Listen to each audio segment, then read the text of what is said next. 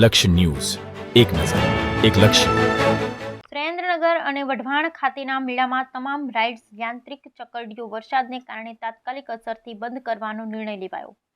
Inspection committee દ્વારા ચકાસણી કર્યા બાદ રાઇડ્સ યાંત્રિક ચકરડીઓ ફરીથી શરૂ કરાશે. સુરેન્દ્રનગર જિલ્લામાં છેલ્લા 24 કલાકમાં ભારે વરસાદ નોંધાયો છે, જેથી જાહેર જનતાની સલામતીને ધ્યાનમાં લઈ સાવચેતીના ભાગરૂપે જિલ્લામાં સાતમ આઠમ નિમિત્તે યોજાતા વિવિધ મેળાઓમાં સ્થિતિનું આકલન કરવામાં આવી રહ્યું છે. જેના ભાગરૂપે સુરેન્દ્રનગર અને વઢવાણ બંને મેળાના મેદાનમાં તમામ રાઇડ્સ યાંત્રિક ચકરડીઓ વરસાદને કારણે તાત્કાલિક અસરથી બંધ કરવાનો નિર્ણય લેવામાં આવ્યો છે. હવેથી ઇન્સ્પેક્શન કમિટી દ્વારા ફરીથી ચકાસણી કર્યા બાદ જ રાઇડ્સ યાંત્રિક ચકરડીઓ ફરીથી શરૂ કરવામાં આવશે, જેની તમામને નોંધ લેવા જણાવ્યું છે.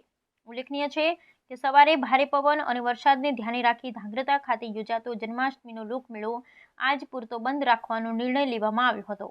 Bureau report Brijesh Trivedi, Surendranagar.